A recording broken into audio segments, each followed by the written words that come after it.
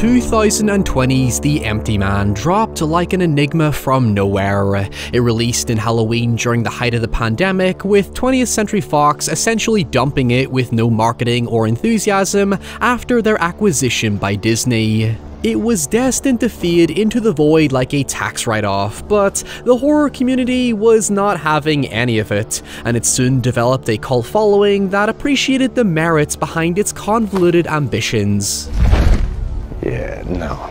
Clocking in at nearly 2 hours and 20 minutes, The Empty Man tells the story of an ex-detective called James as he investigates the disappearance of his neighbor's daughter Amanda and soon stumbles upon a string of mysterious deaths along with a message that simply reads, "The Empty Man made me do it." From there, we spiral down a shadowy rabbit hole of cryptic and baffling folktale superstitions, spiritual jargon, and Illuminati-style conspiracies that turn this Slenderman-esque setup into a grim existential nightmare.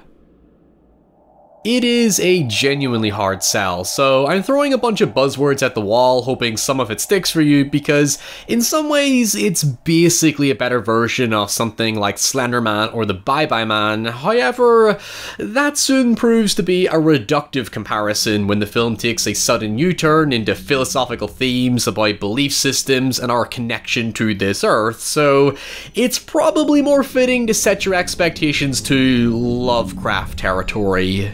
The Empty Man opens with a fiercely unsettling 20-minute prologue that makes it clear that the next 2 hours aren't exactly going to be what you expect. We begin in 1995, where 4 friends hiking in the Bhutan Himalayas stumble upon a preserved alien-like skeleton that entrances one of the friends, Paul, into a seemingly possessed state, prompting them to seek shelter in a cabin to wait out a sudden approaching storm. Things quickly begin to feel brooding and unnatural in a sort of Mountains of Madness style way, where the characters suffer from oppressive cabin fever and disorientation, with one of them eventually hallucinating this fuck-off bear of a man sprinting towards them, reminding me of Rob Zombie's version of Michael Myers in Halloween 2. When the storm seemingly comes to an end, the group find Paul at the edge of the bridge back down, whispering a mysterious language and blowing into a device before one of the group bursts into sudden violence and murders the other friends before walking off a cliff as if ordered to by Paul.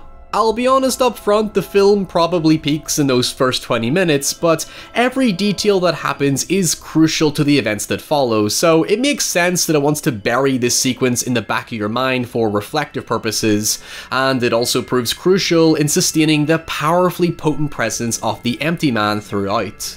What I absolutely love about the opening and the tone it sets for the rest of the film is that the horror feels both foreign and obscure. It never truly establishes if the threat is real or psychological, or even where it stems from, with the isolation of the setting and uncertainty of the situation eliciting much of that fear and panic.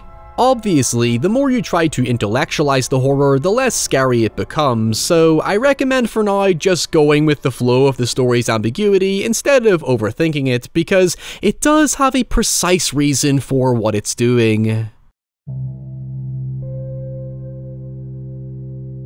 The sudden jump to the present day creates quite a distinct cultural juxtaposition in how it reintroduces the Empty Man by mirroring the events that happen in the mountains through a group of teenagers in a small town in Missouri. While the opening lingers heavily on the spiritual undertones of the Himalayan mountains as a place of pilgrimage and secrecy, thus making the Empty Man feel like a more profound discovery, we then see it reduced to some haphazard American millennial-style urban legend that you've all heard before. We basically go from this sort of delicate, meditative summoning of the Empty Man on a beautiful mountain that's enriched by history and respect for the dead and spirituality to a bunch of drunk teenagers going, "Oh, if you blow into an empty beer bottle, the Empty Man will get you, lol." I mean, I feel it has a pretty direct thematic purpose for doing this, especially when the cult is later introduced, where we're essentially witnessing how beliefs and superstitions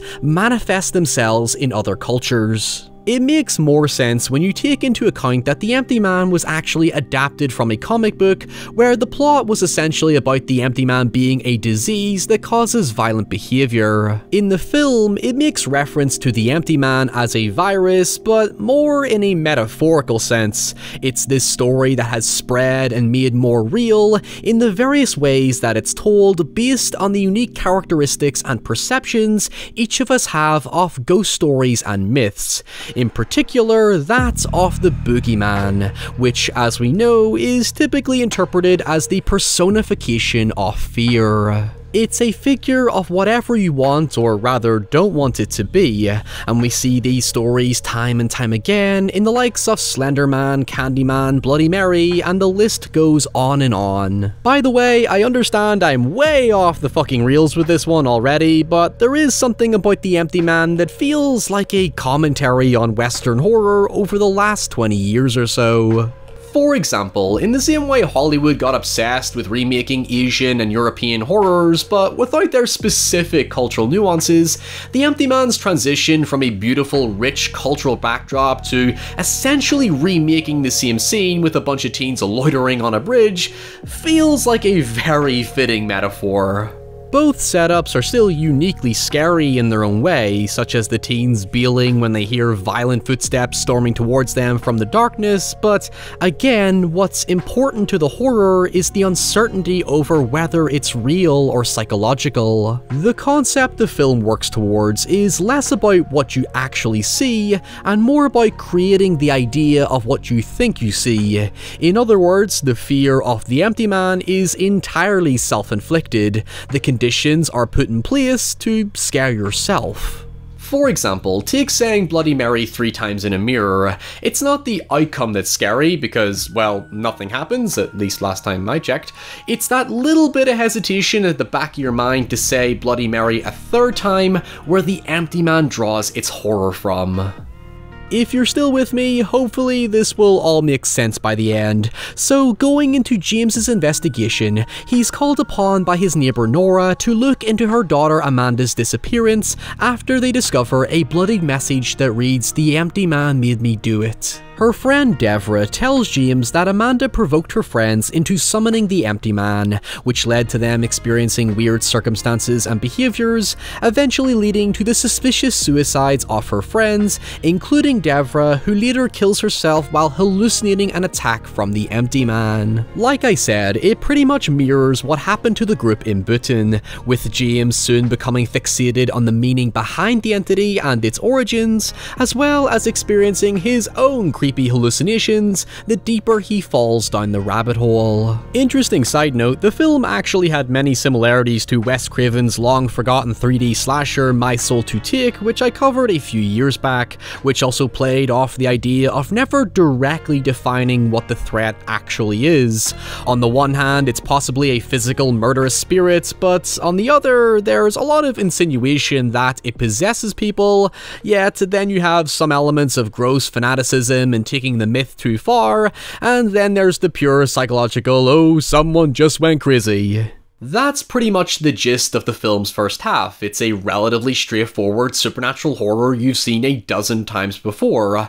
However, it's when James discovers the existence of a Scientology-like cult that seemingly worships the Empty Man, or at least what he represents, where the film takes an immense elaborate turn. The introduction of the Pontifex Institute is what will likely make or break the film for some, because it requires a lot of patience to get through all the vapid philosophical waffle. However, if you made it through any of my pretentious wankery in the past, then you'll be fine here. In fact, there is a dry humour to James's reaction to everything he witnesses inside the Institute. The Empty Man is meditation. Focal point for the targeted manifestation of hidden energies. Right, and already you're starting to lose me.